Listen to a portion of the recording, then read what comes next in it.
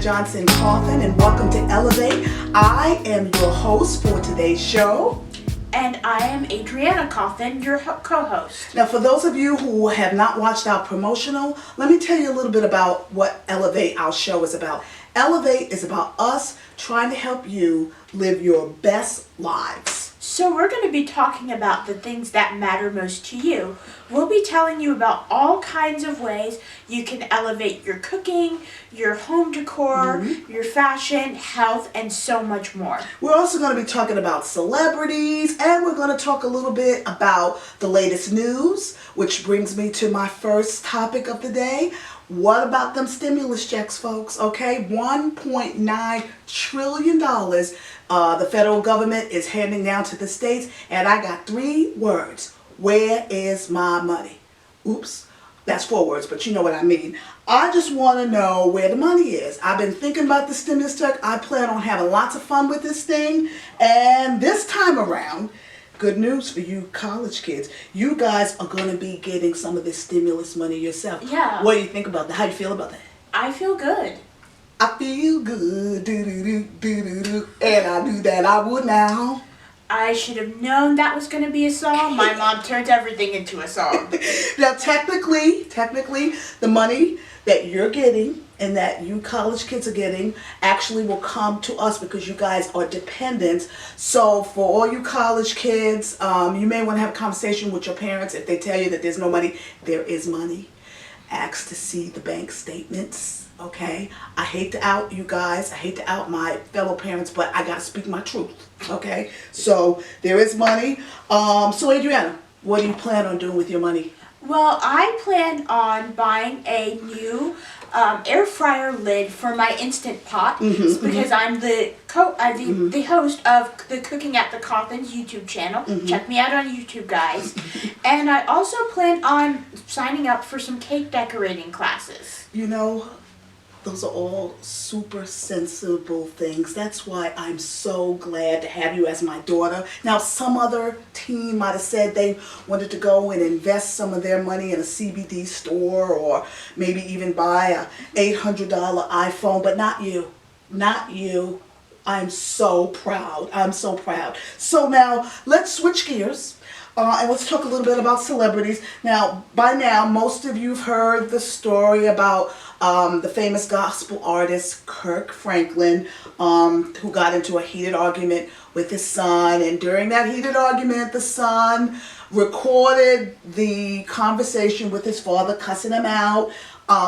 Kirk has, since that time, Kirk Franklin has apologized to his to the world and to his son, maybe. What are your thoughts about that?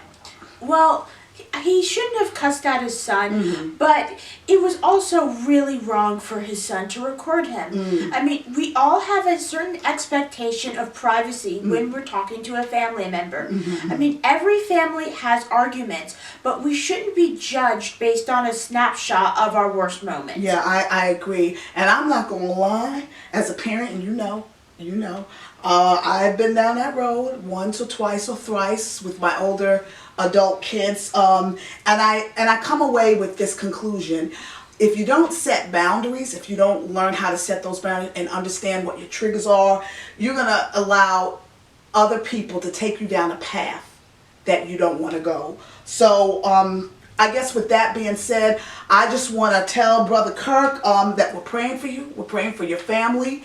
And we're going to go ahead and take our first break, and we'll see you back here in just a few minutes. All right, our special guest for our Elevate Spotlight segment is DeKalb County, Georgia Commissioner Larry Johnson. Let me tell you a little bit about Commissioner Johnson. Commissioner Johnson was elected as DeKalb's 3rd District Commissioner in November 2002, making him one of the youngest commissioners to ever be elected to serve on the board. He was re-elected for his 5th term with a landslide victory over his opponent back in November 2018. Commissioner Johnson graduated from the University of Illinois at Urbana-Champaign with a bachelor's degree in community health. He later earned a master's degree in public health from the University of Northern Colorado. Commissioner Johnson serves in various roles of government at the local, state, and national level and is a long-term advocate of health and health-related issues. Welcome to the Elevate Studio, Commissioner Johnson. It is a pleasure to have you here. And I'm glad to be part of Elevate and all your innovations that you, Andrew, and your daughter have done over the years. Y'all Yes. always the champion of y'all. Yes. I mean, y'all are a fantastic family. And we Oh, call y'all in Chicago. We call y'all hustlers. Y'all don't just sit there. well, I've got a lot of things I wanted to talk to you about this morning, so I'm just going to go ahead and get into it. We have at least 3, there may be more, but different companies that have produced vaccines.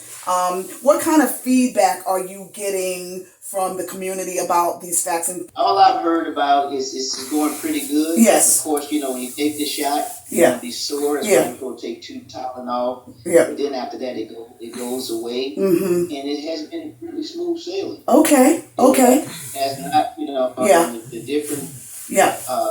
disease has different type of protocols. Right. I mean, the shots. And so you just got to be careful, like Yes. anything, like the flu shot. Yeah. The flu shot every year. Yeah. Yeah. Every year it could be different. This Right. past year, Right.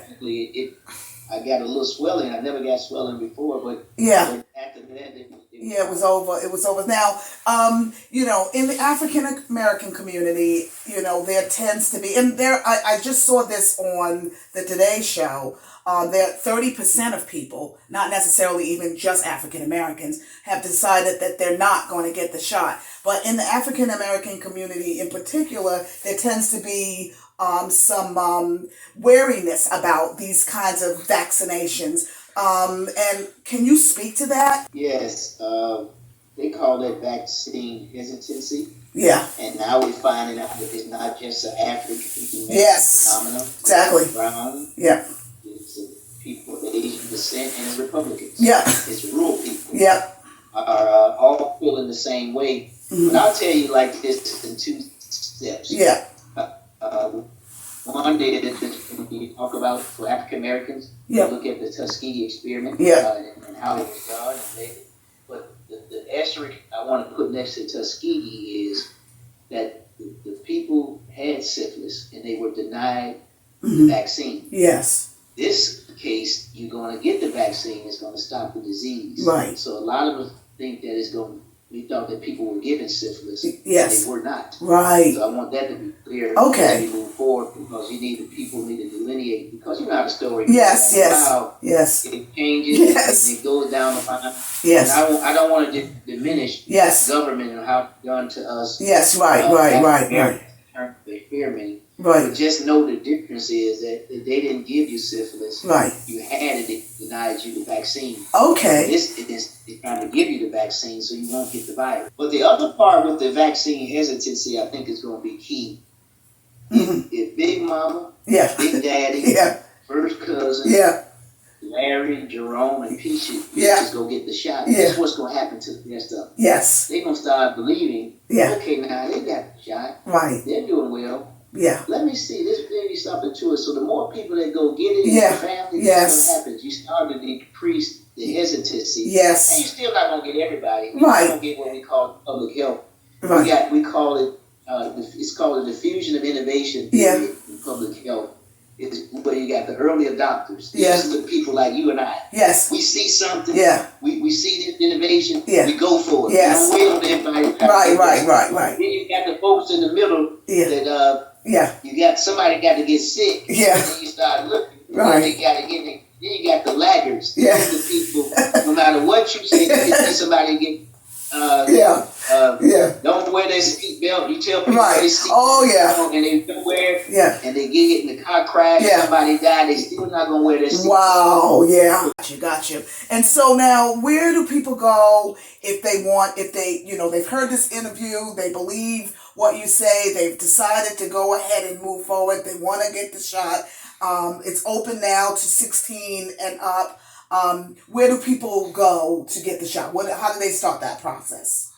That's a good question. I want to pull up, if you got your slide, pull up that Oakhurst slide. Okay. We're doing it right now. It's called Medora. Yes. That's the new name for Oakhurst Community Health Center on Candler Road. Yeah. But we're now partnering with them to do it at South DeKalb Mall, the Gallery South DeKalb. Okay. From 8:30 to 3:30, Monday through Friday. It's by appointment only. You get your test. Right. And you get the vaccine. Right. I'll give you the phone number. Sure. 404 Mm-hmm. 298 Yes. 8998. Right. 404 298 8998. Or you can visit Mekura, Mm-hmm. MEDCURA.org. Mm-hmm. MEDCURA.org. And I'll share that flyer as well. Yeah, please do. I will. And if you don't live in the Atlanta area, is there how do people access information? You go to the Department of Public Health in the state of Georgia. Okay. And they tell you all the COVID sites across the state. Okay, that you good. can register. They got a universal computer system now that can put you in the place closer to you. Okay. And so you go to the Department of Public Health. Right, and you can go to the website, and then you can find out where you can go get your vaccine. Plus, you always can go to the Mercedes-Benz location down at the stadium. Right, here in Atlanta. That's open to everybody in Delta. Right. It's a hub. Down at the Hartsfield Airport is open to everybody. Wow, that's great. Well, I appreciate so much you taking time to break it down for us. I think you dispelled some myths and given us some facts, which is always important. We need the facts because there's a lot of information swirling around out there. And I think people, it's been a whole year, it's been a long year. People are nervous. And hurting, and we just need the facts, and we appreciate you taking time out of your schedule to do that. Thank you so much for being with us, and we wish you well. Thank you, and keep doing what you do, Commissioner Johnson. We're back.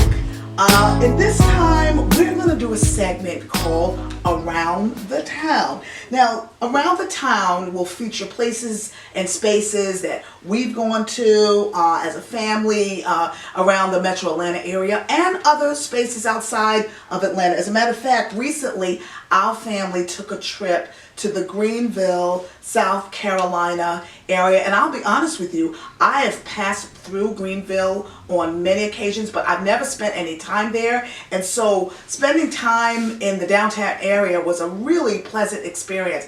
I had no idea that there were so many beautiful parks and outdoor spaces and museums and historic places, and so and great eateries. We ate at some really, really neat barbecue places because we love barbecue. So right now I want to show you some video clips and some pictures of our time there. So take a look.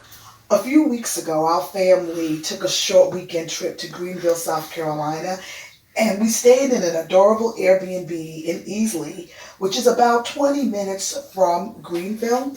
Now, because we brought our dog Carolina with us and because of COVID-19, we primarily visited outdoor spaces and spent most of our weekend touring downtown Greenville, which has a lot of wonderful parks, including a park dedicated to cancer survivors. Now, one of the things we do when we visit a new city is to scope out where the best barbecue places are, and we came upon Moe's Original Barbecue. My husband, Andrew, who is an avid cyclist, cycled from Easley to Pickens, which is about a 20-mile round trip thing. We love Greenville, and we really can't wait to go back. We want to hear about your fun experiences around town. Please send us your photos and videos of cool places and spaces that you've been to, whether it's around your city or somewhere else that you've traveled to. So you can send in your pics and videos to elevateytchannel@gmail.com, and we might feature you in our next video. We're going to go ahead and take another little break, but we will be right back.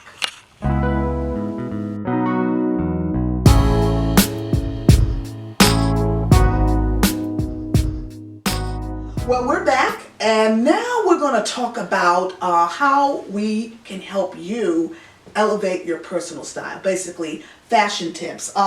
We're going to kick off this section with a little fun portion called Did You Know? These are fun facts, fun, obscure trivia facts that will be offered to us by none other than Adriana, our fun fact obscure trivia gal. So Adriana, tell us something fun and trivial.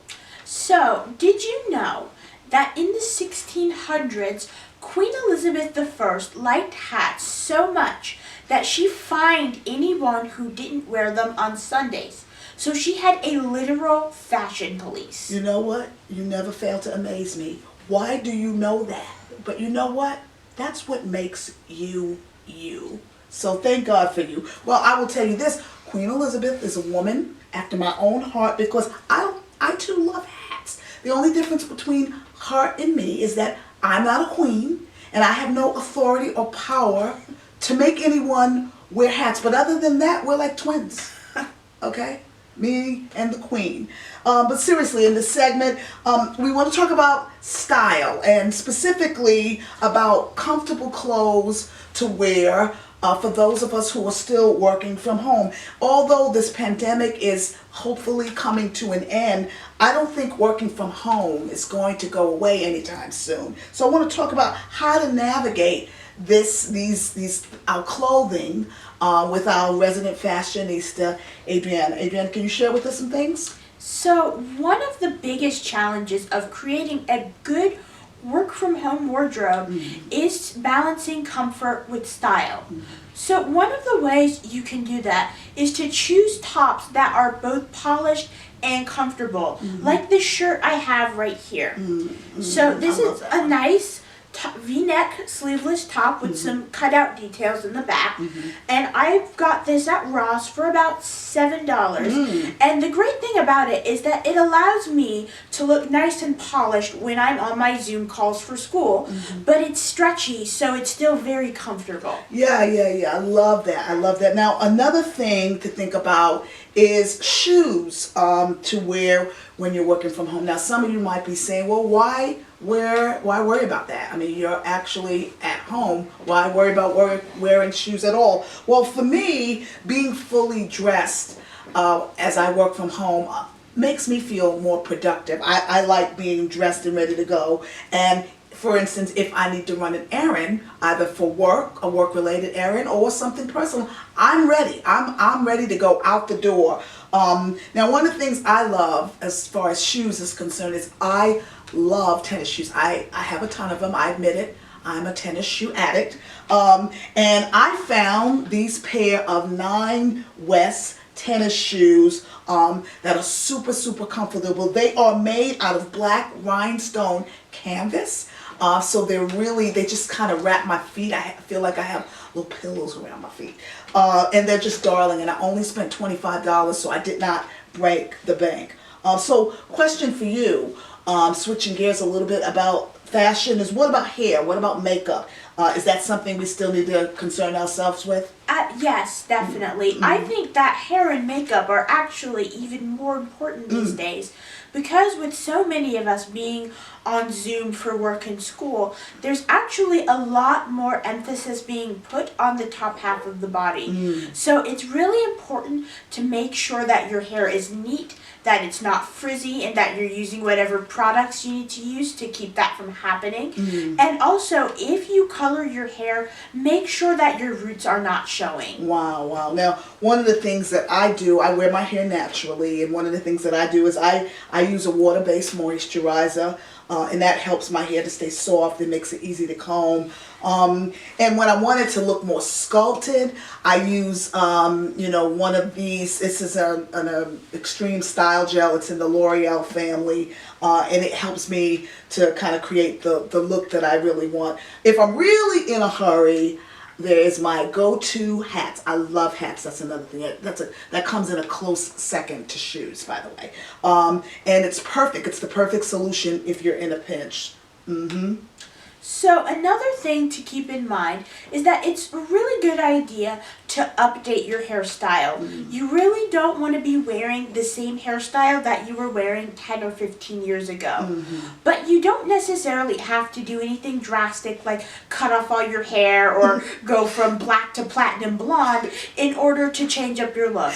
It could be as simple as changing your parting from a side parting to a middle parting. I know that's very controversial right now. Or you could also try an updo instead of wearing your hair down all the time. Change is good. Yeah. Now, do you have any specific tips about makeup? Not necessarily what brands, because there's a million brands out there, but more of the mechanical, technical side of things. So one thing that I think is really important is to get a good set of brushes. So even if you're not ready to invest in a good set, I think it's good to at the very least have a foundation brush like the one right here, a detailing brush for your eyeshadow, and a small blending brush. You can use this for your eyeshadow, or you can also use this to apply lipstick more accurately. Wow. But it's good to have the right tools because it allows you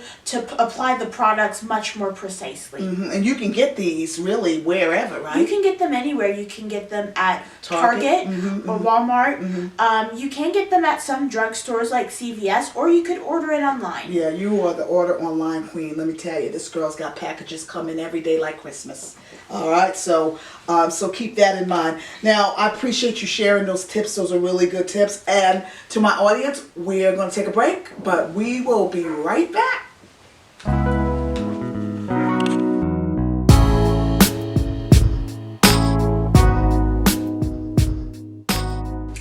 Well, we're just about out of time, but before we go, I want to remind you that Elevate, this show, is a weekly program, so it will be on each Sunday at 6 p.m.